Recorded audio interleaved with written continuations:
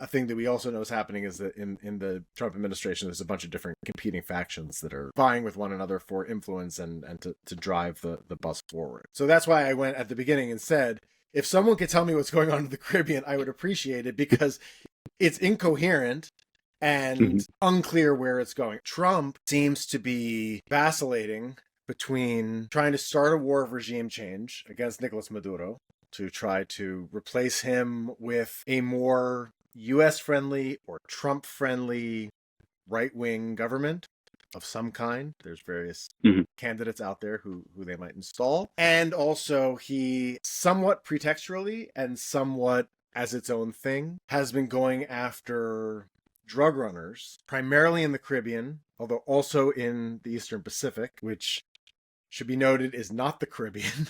And actually Venezuela has no Pacific coast. But the reason why you would go after drug boats in the Eastern Pacific is because that's a much bigger route for drug traffickers than the Caribbean for the last couple decades. And in so doing has just gone on a spree of just straight up capital murder. I mean, just unadulterated, just killing people in boats. No trial, no evidence, nothing.